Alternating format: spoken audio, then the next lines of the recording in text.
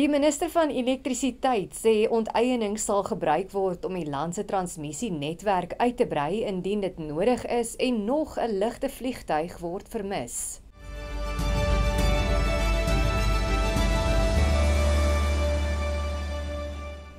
Goeiemiddag en baie welkom by die Afrikaanse nuusbulletin op Pretoria FM saam met my Esmerie Eysel.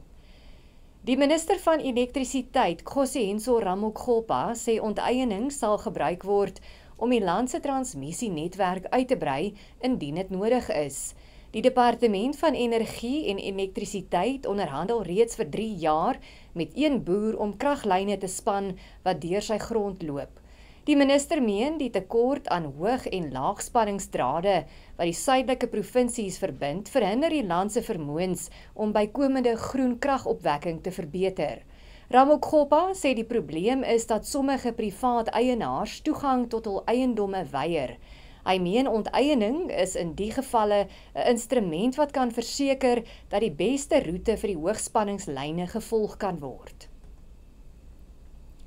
Die parlementêre staande komitee oor openbare rekeninge, SCOR, gaan 'n finale brief aan die voormalige uitvoerende hoof van die padongelukkefonds, Collins Letsoalo, stuur om voor hom te verskyn.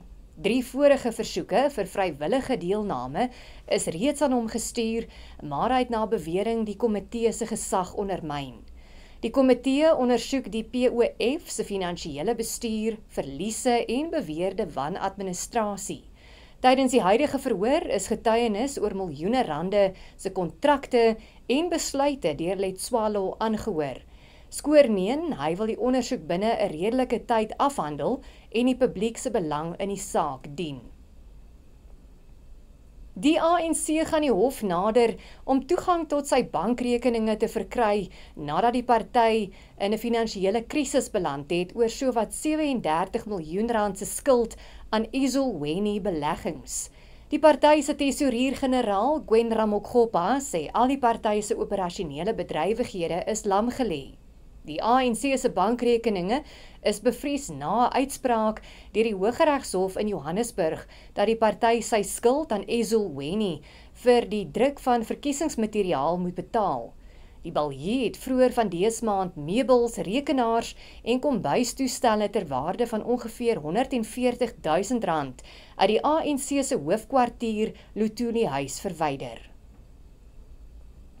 En 'n vlieënier wat gister in Eswatini, voorheen Swaziland, opgestyg het nie gistermiddag op die verwagte tyd by die Kruger Mpumalanga internasionale lughawe geland nie. Die vlieënier van die Cessna, Johan Marx, het nog niks van hom laat hoor nie en 'n soektog na die vliegtuig is in die suidoostelike deel van Barberton aan die gang. 2 ander ligte vliegtuie wat eergister soek geraak het, is intussen in KwaZulu-Natal gevind. Albei vlieëniers is doodverklaar. Dit bring ons aan die einde van die nuusbulletin in Afrikaans hier op Pretoria FM op hierdie Vrydagmiddag. Dankie vir die saamkyk, ons maak maandag weer so.